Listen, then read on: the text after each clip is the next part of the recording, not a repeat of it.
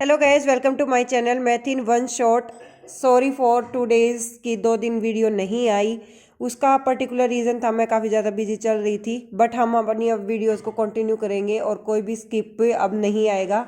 उसके साथ ही 16 तारीख के बाद मतलब कल के बाद ही, कल नहीं, कल तो 15 हो जाएगी। 16 के बाद कोशिश रहेगी कि डेली के डेली जो है 1 या 2 दिन में आपको लाइव क्लास मिल जाए 10th और 12th की, फिजिक्स, केमिस्ट्री और प्लस साइंस और मैथ की। उसके साथ आप कमेंट सेक्शन में भी बता सकते हैं किसकी आप लाइव क्लास चाहते हैं।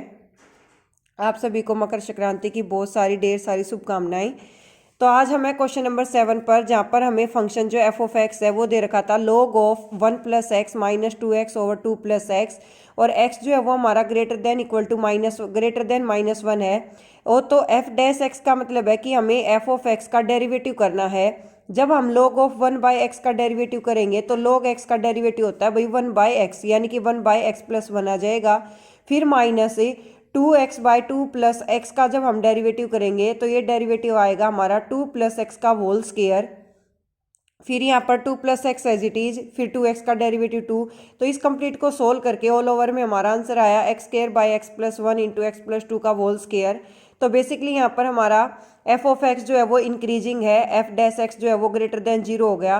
तो 1/x + 1 जो है वो भी ग्रेटर देन 0 है, तो x ग्रेटर देन -1 के हो जाएगा। अब हमें गिवन है y = log of 1 + x - 2x over 2 + x is an increasing function of x। कि ये हमारा x का इंक्रीजिंग फंक्शन है, किसके लिए है? जब हमारी x की वैल्यू ग्रेटर देन क्या रहेगी? -1 रहेगी।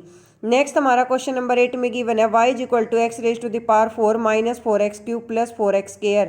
तो यहाँ से हमने डिफ्रेंशिएशन किया, dy/dx को फाइंड आउट किया। तो यहाँ पर पावर 4 इन फॉरवर्ड 1 पावर हो जाएगी लेस, इसकी पावर 3 इन फॉरवर्ड 1 पावर हो जाएगी लेस, इसकी पावर 2 इन फॉरवर्ड 1 पावर हो जाएगी लेस। तो ये आया हमारा 4x³ - 12x² + 8x। For the function to be increasing, अगर ये इंक्रीजिंग है तो dy/dx को ग्रेटर देन क्या होना चाहिए? 0 के। अगर डिक्रीजिंग होता तो dy/dx को क्या होना चाहिए? लेस देन 0 होना चाहिए। तो यहाँ पर 4x³ - 12x² + 8x जो है वो ग्रेटर देन 0 के है। इस कंप्लीट में से अगर हम 4x को कॉमन लेते हैं तो यहाँ पर हमारा क्या बचेगा? x² - 3x + 8 = 0 + 2 = 0। यहाँ से देखो हमने 4x को कॉमन लिया तो यहाँ पर क्या आ जाएगा हमारा? x² - 3x + 2 ग्रेटर देन 0 के। तो अगर हम x² - 3x + 2 के अगर हम फैक्टर करें तो यहाँ पर जो ये हमारी एक क्वाड्रेटिक इक्वेशन की फॉर्मेशन हो जाती है। तो यहाँ पर हम मिड टर्म स्प्लिट मेथड भी अप्लाई कर सकते हैं। तो यहाँ पर 4x गया हमारा बाहर और इसके फैक्टर आए x - 1 और x - 2 जो कि ग्रेटर देन 0 है। तो जो हमारी x की वैल्यू है वो 0 और 1 के बीच में लाई कर रही है। अगर मैं dy/dx की बात करूँ तो पहली टर्म पॉजिटिव, फिर दूसरी नेगेटिव, फिर नेगेटिव है। तो आंसर नेगेटिव और नेगेटिव का पॉजिटिव बन जाता है, तो x ग्रेटर देन 2 के रहेगा। फिर उसके बाद अगर dy/dx तीनों में पॉजिटिव आता है तो यहाँ पर x की वैल्यू जो है वो 1 से छोटी और 2 से छोटी बड़ी आएगी। यहाँ अगर 2 से बड़ी वैल्यू है और 1 से बड़ी वैल्यू है तभी ये पॉजिटिव आंसर देगा, अदरवाइज इसका आंसर पॉजिटिव नहीं आएगा। तो यहाँ पर हमने वो इंटरवल भी दिया है, दस the function is increasing for 0 less than x less than 1 for x greater then 2। या तो x की वैल्यू ग्रेटर देन 2 हो या x की वैल्यू जो है वो 0 और 1 के बीच में लाई करनी चाहिए। नेक्स्ट जो हमारा क्वेश्चन है, क्वेश्चन नंबर 9, वो है हमारे पास y = 4 sin theta divided by 2 + cos theta minus theta. तो यहाँ पर हम u/v अप्लाई करेंगे डिफ्रेंशिएशन करने के लिए। तो d/dx ऑफ u/v का क्या होता है? अगर मैं यहाँ पर फॉर्मूला लिखूँ, d/dx जो है अगर हम u/v का करते हैं तो उसका फॉर्मूला होता है v² v as it is derivative of u minus u as it is derivative of v। तो यहाँ पर हमने 2 + cos थीटा का होल स्क्वायर, 2 + cos थीटा को रखा as it is, 4 constant as it is रहेगा, साइन का डेरिवेटिव हो गया cos थीटा। फिर -4 sin थीटा को रखा एज इट इज, यहाँ 2 का डेरिवेटिव 0, फिर प्लस का साइन cos का होता है माइनस साइन थीटा। तो 0 - साइन थीटा माइनस का साइन थीटा बचेगा और ये थीटा का हो गया -1। तो यहाँ पर 4 × 2 8 cos theta + 4 cos square theta minus minus हो जाएगी प्लस साइन स्क्वायर थीटा -1। तो यहाँ इन दोनों में से हमने 4 को ले लिया कॉमन, तो साइन स्क्वायर + cos स्क्वायर की आइडेंटिटी बन जाएगी और sine square theta + cos square theta किसके इक्वल आता है? 1 के। -1 डिवाइडेड बाई 2 + cos थीटा का होल स्क्वायर। तो dy ओवर डी थीटा की वैल्यू क्या आई हमारी 8 cos theta plus 4 divided by 2 plus cos theta का होल स्क्वायर माइनस 1। तो यहाँ से अगर हम dy बाई डी थीटा निकालते हैं तो कोस थीटा हमने ले लिया बाहर कॉमन, तो ये बचेगा 4 minus cos theta divided by 2 plus cos theta का whole square. For the function to be increasing dy over d x greater than किसके रहेगा 0 के, then cos theta into 4 minus cos square theta greater than 0, cos theta also greater than 0, और theta जो है हमारा किस interval में लाई करेगा 0 to π/2। क्वेश्चन नंबर 10 में हमें फंक्शन एफ ऑफ एक्स जो है वो दे रखा है log ऑफ एक्स। अगर हम एफ डैश एक्स की बात करें तो log एक्स का डेरिवेटिव होता है 1/x। अब when take the values x greater than 0 और 1/x greater than 0, when x greater than 0 f dash x also greater than 0, hence f of x is an increasing function। f of x जो है वो हमारा increasing function होगा। कब होगा? अगर हमारा x ग्रेटर देन 0 है। इसका मतलब ये है कि इसका इंटरवल जो है वो 0 to इन्फिनिटी के बीच में लाई करेगा। और अगर हमारी स्मॉल ब्रैकेट होती है तो हम उसको कहते हैं ओपन इंटरवल, कि उसकी वैल्यूज को एक्सटेंड किया जा सकता है।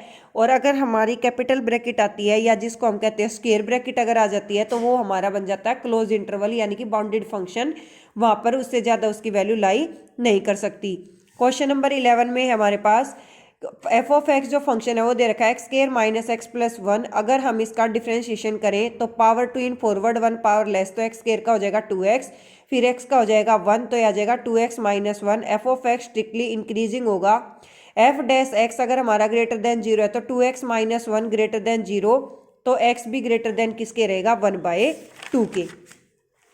नेक्स्ट है हमारे पास increasing on the interval 1/2 to 1 f of x is strictly decreasing if f dash x less than 0।